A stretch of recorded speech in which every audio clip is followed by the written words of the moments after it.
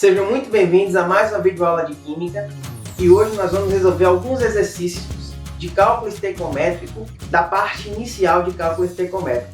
Vamos lá? Vamos ler a primeira questão? Primeira questão. Um químico possui uma amostra de cobre.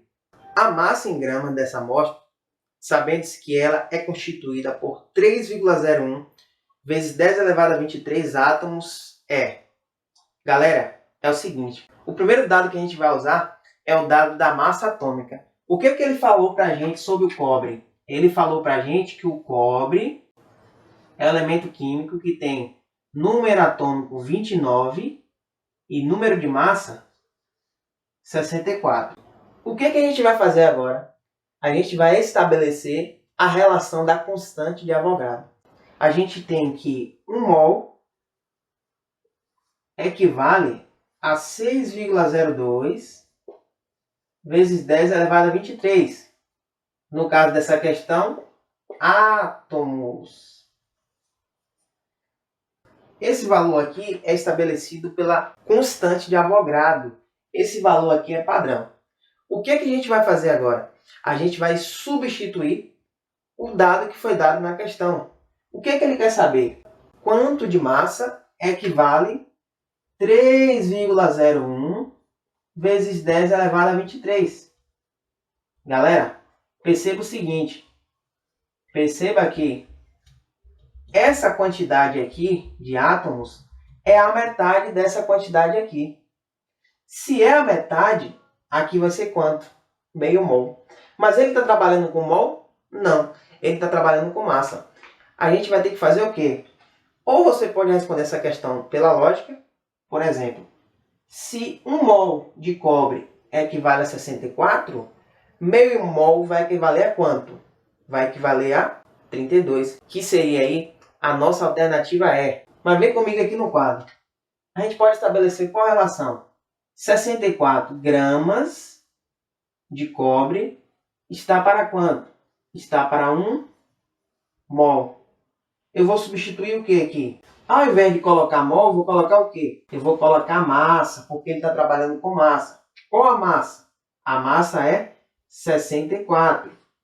64 gramas de cobre. Então, 64 gramas de cobre equivale a 6,02 vezes 10 a 23. 3,01 vezes 10 a 23 átomos equivale a X. Efetuando os cálculos aqui da regra de 3, nós vamos chegar exatamente em 32 gramas de cobre. Tranquilo? Uma questão muito fácil, muito simples, muito tranquila, que você poderia fazer tanto pelo raciocínio, de uma forma intuitiva, ou você poderia aplicar essas regras, esses conceitos iniciais de cálculo estequiométrico, que você também chegaria no mesmo valor de 32 gramas.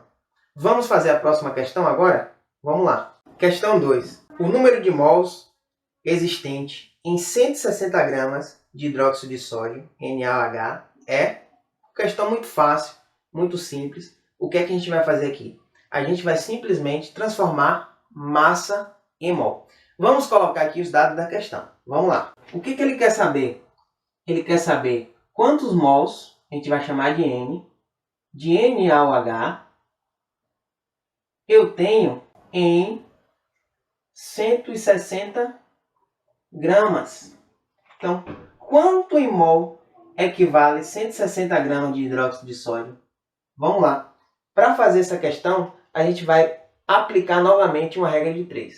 O que a gente vai fazer? A gente tem que calcular a massa molar. A gente tem que descobrir, galera, quanto equivale 1 mol de NaOH. Professor, como é que eu faço isso? Vamos lá. É muito simples. Você vai pegar a massa de cada elemento desse aqui e vai somar. Olha só. Sódio.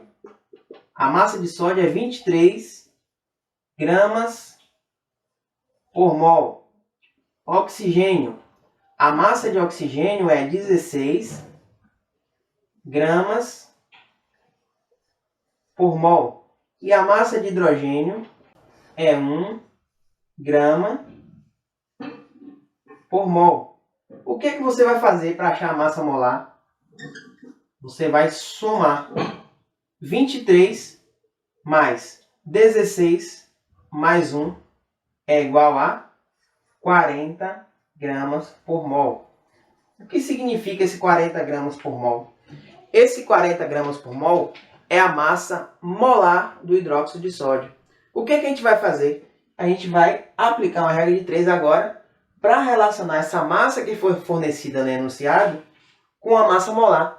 Como é que a gente faz isso? Muito simples. 1 mol de NaOH está para quanto? 40 gramas. 160 gramas de NaOH vai equivaler a quanto?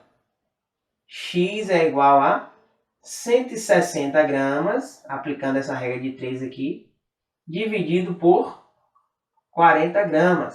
E aqui vai ser 160 gramas por mol. Ao fazer a simplificação aqui, cortar grama com grama, vai sobrar mol. Quantos mols?